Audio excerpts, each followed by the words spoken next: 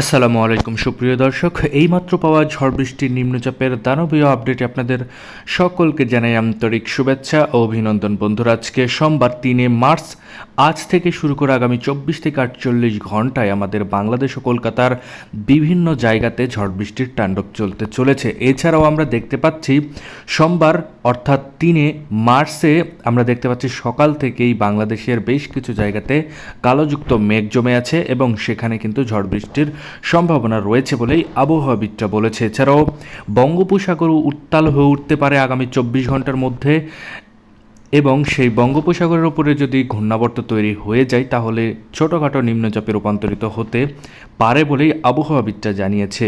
তো এই সকল ভিডিও এবং এই সকল আপডেটগুলি আজকের এই ভিডিওতে দেখতে চলেছেন, তাই দয়া করে সম্পূর্ণ ভিডিওটি দেখবেন এবং আপনি কোন জেলা থেকে আমাদের এই ভিডিওটি দেখছেন সেটা অবশ্যই কমেন্টে গিয়ে জানাতে ভুলবেন না। তাহলে চলুন আজকের এই ভিডিওটি শুরু করা যাক। ভিডিওটি শুরু করার আগে ছোট্ট একটা রিকোয়েস্ট করব, আপনি যদি আমাদের চ্যানেলের নতুন দর্শক হয়ে থাকেন তাহলে অবশ্যই আমাদের চ্যানেলকে সাবস্ক্রাইব করুন এবং পাশে থাকা নোটিফিকেশান বেল আইকনটি বাজিয়ে রাখুন বাংলাদেশ ও কলকাতার আবহাওয়া বার্তার পূর্বাভাস সবার আগে আমাদের চ্যানেলেই দেখার জন্য। তাহলে চলুন এক নজরে দেখানো যাক বাংলাদেশের কোন কোন অঞ্চলে বিক্ষিপ্ত পরিমাণের ঝড় বৃষ্টির সম্ভাবনা রয়েছে, এছাড়াও কোন কোন অঞ্চলে কালোযুক্ত মেঘ জমে থাকবে, ঝড় বৃষ্টির সম্ভাবনাও রয়েছে বলেই আবহাওয়াবিদরা বলেছে। সে কোন কোন অঞ্চলে চলুন এক নজরে আমরা দেখে আসি। তো প্রথমে আমরা যদি দেখি তাহলে আমরা দেখতে পাচ্ছি সিলেট, জগন্নাথপুর, চেটক বাজার থেকে শুরু করে ছাকারাই, জাকিরগঞ্জ এবং জয়ন্তীপুরের আশেপাশে দিয়ে ঝড় বৃষ্টির সম্ভাবনা রয়েছে। অর্থাৎ এই জায়গাগুলোতে কালোযুক্ত মেঘ আকাশে খেলা করছে বলেই আবহাওয়াবিদরা বলেছে। এছাড়াও আমরা দেখতে পাচ্ছি লাখাই থেকে শুরু করে আগরতলা, ব্রাহ্মণবাড়িয়া থেকে শুরু করে হোমনা, ব্রাহ্মণপাড়া, কুমিল্লা থেকে শুরু করে হবিগঞ্জ, লাকসামের আশেপাশে দিয়েও কিন্তু একই ধরনের আপডেট রয়েছে। অর্থাৎ এই জায়গাগুলোতেও কিন্তু কালোযুক্ত মেঘ জমেছে এবং বৃষ্টিপাতের সম্ভাবনা রয়েছে বলেই আবহাওয়াবিদরা বলেছে। এছাড়া আমরা দেখতে পাচ্ছি যশোর, লোহাগড়া এবং মাদারীপুরের আশেপাশের দিক থেকেও কিন্তু কালোযুক্ত মেঘ জমেছে আকাশে এবং সেখানেও কিন্তু ঝড় বৃষ্টির সম্ভাবনা থাকতে চলেছে, অর্থাৎ থাকতে পারে। এবার আমরা যাব 7টা-8টা নাগাদ। আর 7টা-8টা নাগাদের দিকে যদি আমরা যাই তাহলে কুমিল্লা এবং সেনবাগের কিছু কিছু জায়গাতে কালোযুক্ত মেঘ জমেছে এবং ঝড় বৃষ্টির সম্ভাবনা রয়েছে।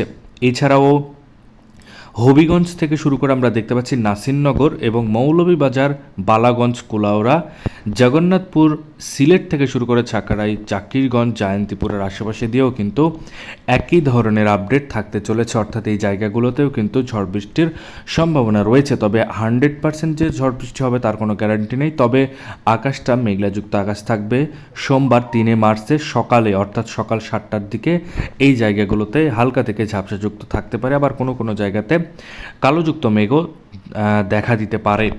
এবার আমরা যাব 8টা, 9টা, 10টা নাগাদ এবং 10টা, 11টা নাগাদ দিকে যদি যাই তাহলে বাংলাদেশের বেশ কিছু জায়গা ফাঁকা হয়ে যাবে, ঝড় বৃষ্টির সম্ভাবনা নেই। তবে সেনবাগ থেকে শুরু করে দীঘিনালা, খাগড়াছড়ি, ফটিকছড়ি উপজেলা থেকে শুরু করে মৌলভীবাজার, সিলেট এবং বালাগঞ্জ, কুলাউড়ার আশেপাশে দিয়ে হালকা থেকে মাঝারি ধরনের ঝাপসাযুক্ত আকাশ থাকতে পারে। ঝড় বৃষ্টির তাণ্ডব খুবই কম বলেই আবহাওয়াবিদরা বলেছে।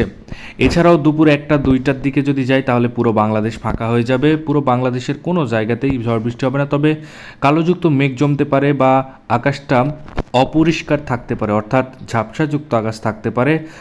কলাপাড়া থেকে শুরু করে আমরা দেখতে পাচ্ছি ফটিকছড়ি উপজেলার কিছু কিছু জায়গা দিয়ে এই জায়গাগুলোতে হালকা থেকে মাঝারি ধরনের ঝাপসাযুক্ত আকাশ থাকতে পারে। এছাড়াও 5টার দিকে পুরো আকাশটা ফাঁকা থাকবে, কোনো ধরনের বৃষ্টিপাতের সম্ভাবনা নেই। এবং কলকাতার দিকে যদি যাই তাহলে কলকাতার সকালের দিকে, অর্থাৎ সকাল 7টা-8টার দিকে আরামদাবাগ, চন্দননগর, কোলাঘাট, কলকাতা, খড়গপুরের আশেপাশে দিয়ে হালকা থেকে মাঝারি ধরনের ঝাপসাযুক্ত আকাশ থাকতে পারে, ঝড় বৃষ্টির সম্ভাবনা নেই। এছাড়াও সকাল এবং সন্ধ্যার আপডেটে আমরা দেখতে পাচ্ছি কোনো ধরনের ঝড় বৃষ্টি নেই। তবে আগামীকাল মঙ্গলবার 4 মার্চে কিন্তু আমরা দেখতে পাবো ঝড় বৃষ্টির তাণ্ডব চলতে পারে। সকাল থেকেই কিছু কিছু জায়গাতে ঝড় বৃষ্টি হতে পারে। তো এই সকল আপডেটগুলি আজকের এই ভিডিওতে দেখাবো না, আগামীকালের ভিডিওতে দেখাবো। তো অবশ্যই সেই ভিডিওটি দেখার জন্য আমাদের এই চ্যানেলকে সাবস্ক্রাইব করে সাথে থাকবেন। ধন্যবাদ সবাইকে ভিডিওটি সম্পূর্ণ দেখার জন্য।